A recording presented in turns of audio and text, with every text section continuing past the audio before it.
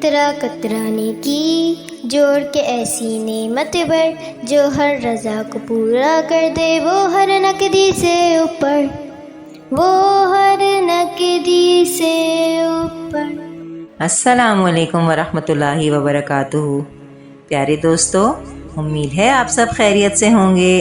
قطرہ قطرہ نیکی، جی ہاں، قطرہ قطرہ نیکی رمضان سیریز کے نام سے آپ لوگوں کے لیے شارٹ سٹوریز لے کر آ رہی ہوں، اور امید ہے کہ ان شارٹ سٹوریز سے آپ کو کافی کچھ سیکھنے کو ملے گا۔ مگر شروع کرنے سے پہلے جو میرے چینل پر نئے ہیں وہ میرے چینل کو سبسکرائب کیجئے، ویڈیوز کو لائک کیجئے، کمنٹ کیجئے اور شیئر ضرور کیجئے گا۔ تو چلیے شروع کرتے ہیں۔ قطرہ قطرہ نیکی رمضان سیریز کی پہلی کہانی جو ہے اس کا نام ہے نیک کام۔ عاصم صاحب نے دکان سے سامان لیا اور دوسرے ہاتھ سے اپنے بیٹے کا ہاتھ تھامے گھر جانے کے لیے مڑے کہ عمر نے سامنے سے آتے ہوئے جلال صاحب کی طرف اشارہ کرتے ہوئے کہا، ابو جی دیکھیں، بابو چچا جا رہے ہیں۔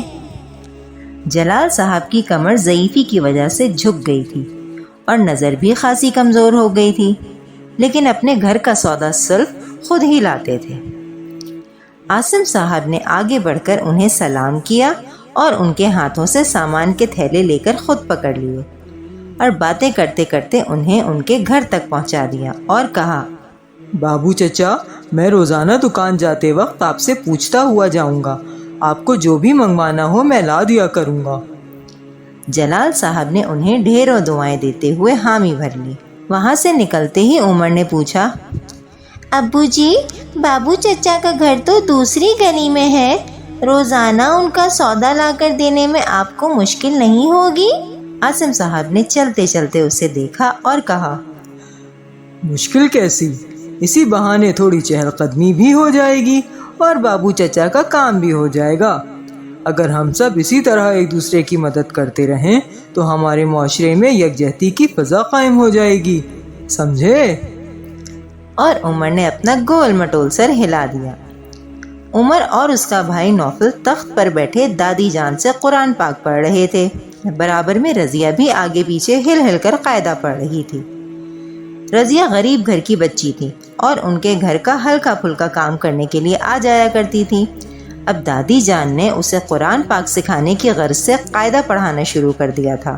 سبق ختم ہوا اور رضیہ اپنے گھر چلی گئی تو نوفل نے سامنے رکھی چائے کی پیالی میں بسکٹ ڈبوتے ہوئے دادی جان سے پوچھا، دادی جان یہ رضیہ باجی تو اتنی بڑی ہو گئی ہے، مشکل سے سبق یاد کرتی ہیں، پھر بھی آپ انہیں اتنے پیار سے قاعدہ پڑھاتی ہیں۔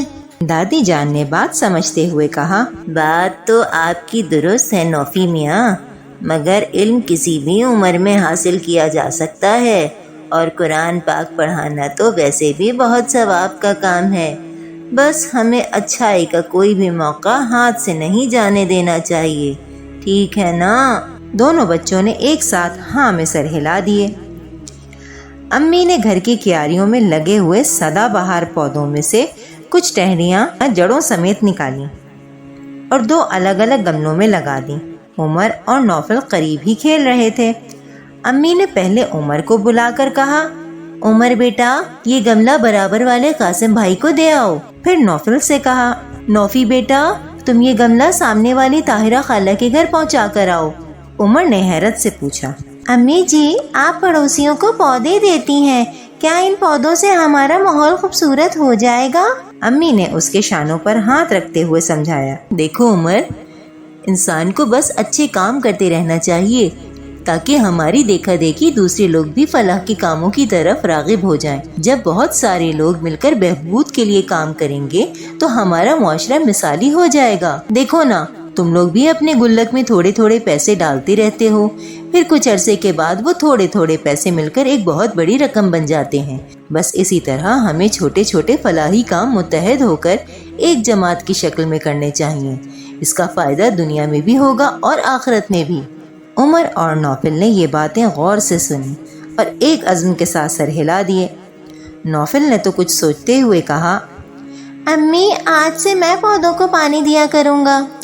عمر فوراً بولا، اور میں دادی جان کے پیر دباؤں گا۔ عاصم صاحب قریب ہی بیٹھے اخبار پڑھ رہے تھے۔ انہوں نے کہا، पड़ोसियों की मदद करना भी नेक काम है, ये कौन करेगा बच्चों? دونوں نے ہاتھ ہوا میں بلند کرتے ہوئے نعرہ لگایا، ہم کریں گے۔ جی تو بچوں، اس کہانی سے آپ کو کیا سبق ملا؟ کہ ہم کو ہر وقت ہر ایک کی مدد کرنے کے لیے تیار رہنا چاہیے اور ہمیشہ کوشش کرنی چاہیے کہ ہماری ذات سے کسی نہ کسی کو فائدہ ضرور ہو اور ہم کسی کے نقصان کا باعث کبھی بھی نہیں بنے۔